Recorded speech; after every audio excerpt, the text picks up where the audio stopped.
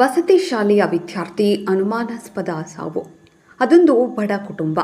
ಮಕ್ಕಳ ಭವಿಷ್ಯದಲ್ಲಿ ಹೊಸ ಬದುಕು ಕಾಣಲು ಬಯಸಿದವರು ವಿಧಿ ಆಟ ಮಾತ್ರ ಬೇರೆಯಾಗಿತ್ತು. ಕೂಲಿ ನಾಲಿ ಮಾಡಿ ಮಗನ ಶಿಕ್ಷಣಕ್ಕಾಗಿ ಖಾಸಗಿ ವಸತಿ ಶಾಲೆಗೆ ಸೇರಿಸಿದ್ರು. ವಸತಿ ಶಾಲೆಯ ಮುಖ್ಯಸ್ಥನ ಕ್ರೌರ್ಯಕ್ಕೆ ಮಗ ಜೀವ ಹೋದಂತಾಗಿದೆ.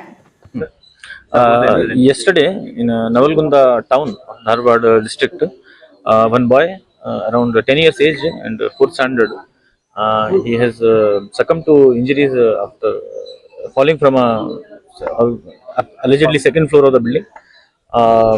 In that respect, we have registered a case in Navalgunda police station under section of BNS 107. And we have arrested the accused, the principal of the. ಹಾಗಾದ್ರೆ ಏನೆಲ್ಲ ಆಯಿತು ಈ ಸ್ಟೋರಿ ನೋಡಿ. 2ನೇ ಮಹಡಿಯಿಂದ ಬಿದ್ದು ವಿದ್ಯಾರ್ಥಿ ಸಾವು. ನವಲಗುಂದ ಪಟ್ಟಣದಲ್ಲಿ ಘಟನೆ. ಆಕಾಶ್ ನೀಲನ್ನವರ್ 10 ಮೃತ ಬಾಲಕ.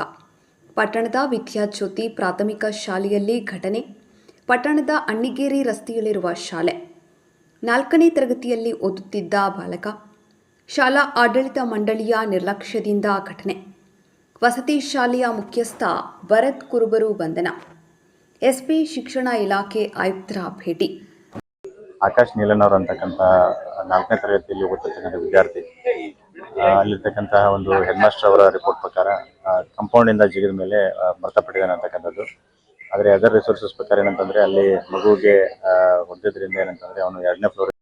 ಆದರೆ ಪೊಲೀಸ್ ಹಾಗೂ ಶಿಕ್ಷಣ ಇಲಾಖೆಯವರು ಪ್ರಾಮಾಣಿಕವಾಗಿ ತನಿಖೆ ನ್ಯಾಯ ಕೊಡಿಸಬೇಕಾಗಿದೆ. ಬ್ಯೂರೋ ರಿಪೋರ್ಟ್, ವರದಿ ಬಾಲು, ಹುಬ್ಬಳ್ಳಿ. ನೋಟಿಸನ್ನು ಜಾರಿ ಮಾಡಿದ್ದೀವಿ.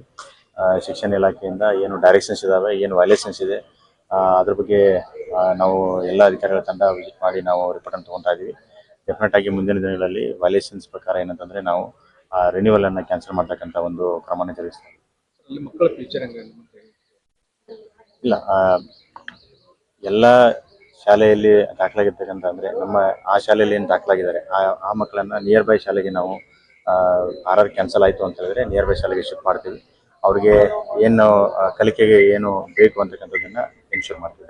ಸರ್, ಯಾವ ಇದರಲ್ಲಿ ಗ್ರೌಂಡಲ್ಲಿ ಕೋಚಿಂಗ್ ಇಲ್ಲ, ಓನ್ಲಿ ಏನಂತಂದರೆ 1 to 5th ಪ್ರೈಮರಿ ಸ್ಕೂಲ್ಗೆ ಪರ್ಮಿಷನ್ ತೊಗೊಂಡಿರ್ತಕ್ಕಂಥದ್ದು. ಹಾಗಾಗಿ ಆ ಥರ ಏನಾದರೂ ಕಂಡು ಬಂತು ಅಂತಂದರೆ, ಕೋಚಿಂಗ್ ಇದೆ ಅಂತ ಕಂಡು ಬಂತು ಅಂತಂದರೆ ಡೆಫಿನೆಟ್ಲಿ ಇಟ್ಸ್ ಇಲ್ಲಿಗಲ್. ಅದ್ರ ಪ್ರಕಾರ ಬೇರೆ ಬೇರೆ ಕೋಚಿಂಗ್ ಕೊಡ್ತಾ ಇದ್ದಾರೆ.